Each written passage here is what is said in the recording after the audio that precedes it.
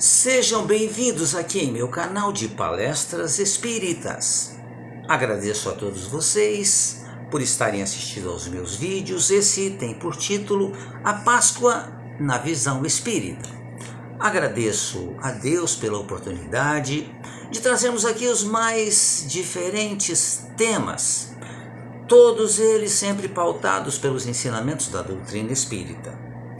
E chegou mais um domingo de Páscoa. Neste domingo de Páscoa do ano de 2022, estamos um pouco mais tranquilos, mais confiantes, porque no ano passado, em plena pandemia, estávamos um tanto quanto assustados, as famílias evitaram se encontrar, estávamos no princípio da vacinação, mas 2022, muito embora ainda estejamos vivendo a pandemia, mas hoje grande parte de nós já tomaram 3 doses da vacina, estamos mais confiantes e podemos falar sobre esse tema tão conhecido, tão falado, tão comemorado também. Por isso que o tema é a Páscoa na visão espírita. Historicamente, a Páscoa é a junção de duas festividades muito antigas, comuns entre os povos primitivos e alimentadas pelos judeus na época de Jesus.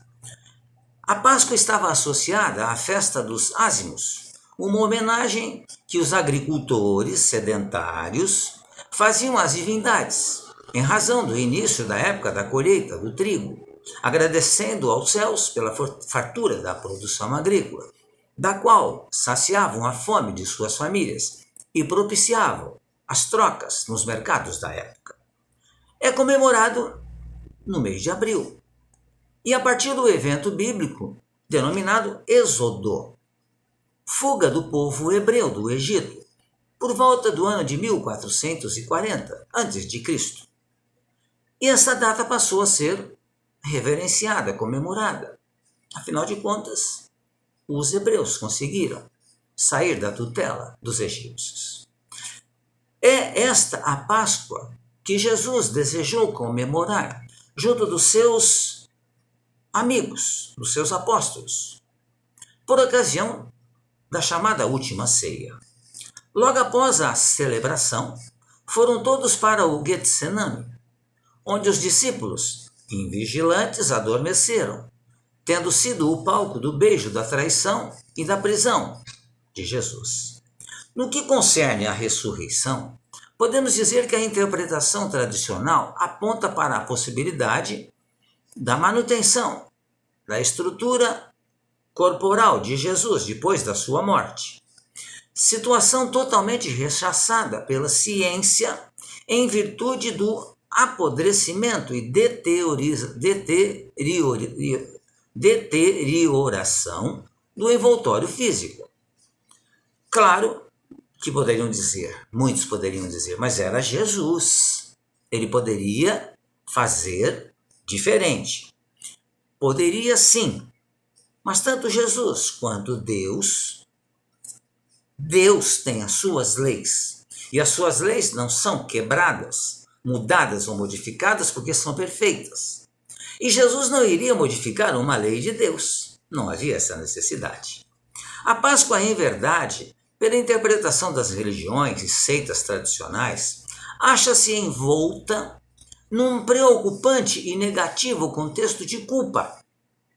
Afinal, acredita-se que Jesus teria padecido em razão dos nossos pecados, numa alusão sem sentido, descabida, de que todo o sofrimento de Jesus, ou todo o sofrimento pelo qual passou Jesus, teria como objetivo nos salvar. Aprendemos com a doutrina espírita, com as perfeitas leis de Deus, que a minha dívida eu pagarei, que a dívida de todos nós, de qualquer um de nós, será paga por nós também, por aquele que fez a dívida. De nossos próprios erros ou dos erros cometidos por nossos ancestrais, teria Jesus pago os pecados, em especial aqueles citados na Bíblia, como, por exemplo, quando se fala em Adão e Eva, quando se fala no paraíso, que nós espíritas temos uma visão totalmente diferente, mas não é o foco deste vídeo. A presença do chamado Cordeiro imolado, que cumpre as profecias do Antigo Testamento quanto à perseguição e violência contra o Filho de Deus, está colocada em quase todas as igrejas, nos crucifixos, nos quadros, que relatam, infelizmente, somente os seus momentos de dores e sofrimentos. Não é retratado as alegrias pelas quais Jesus proporcionou e a alegria que Jesus mesmo viveu enquanto estava cumprindo as leis de Deus, junto a nós, seus irmãozinhos, menos evoluídos. Então Jesus esteve aqui entre nós muito feliz. Nós o desrespeitamos, o matamos, mas mesmo assim ele não deixou de nos amar.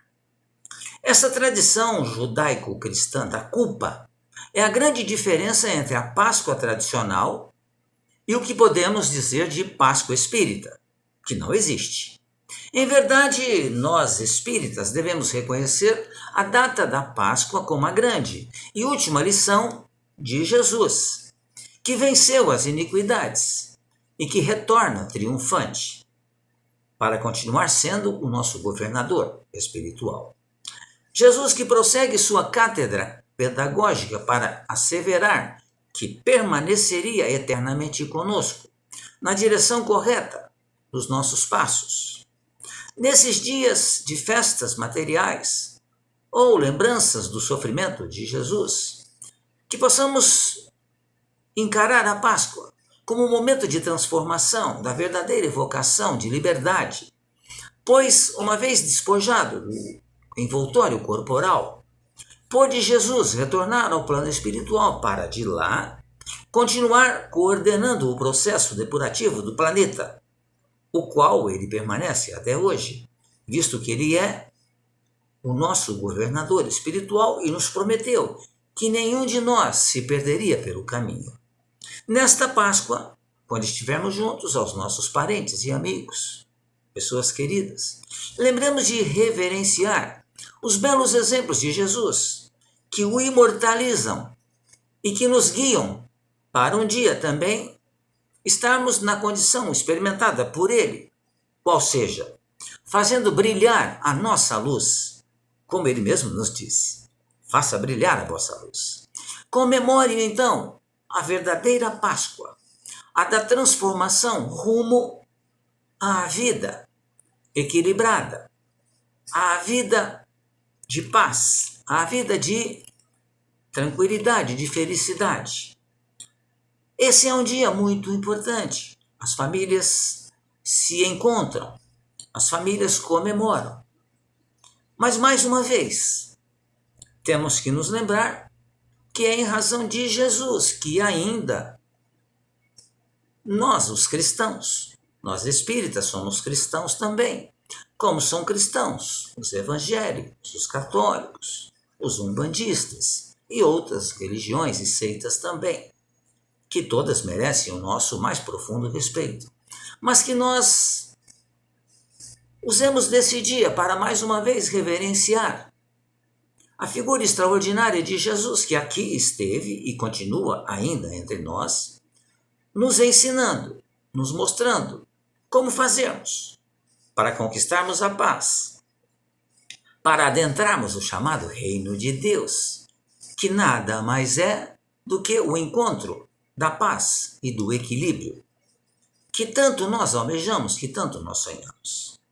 Que tenhamos um domingo de Páscoa feliz, alegre, em paz, e que nós possamos agradecer a Jesus por mais essa oportunidade de reunir a família e de comemorar com os nossos entes queridos mais um dia de alegria, um dia de comemoração, porque nós nos lembramos mais um pouco da figura sempre bela, da figura que é o nosso exemplo maior, que é Jesus.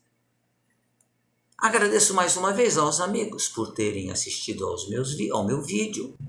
Fiquem bem, fiquem em paz e que esse dia seja um dia de muita alegria para todos. Fiquem bem, fiquem em paz.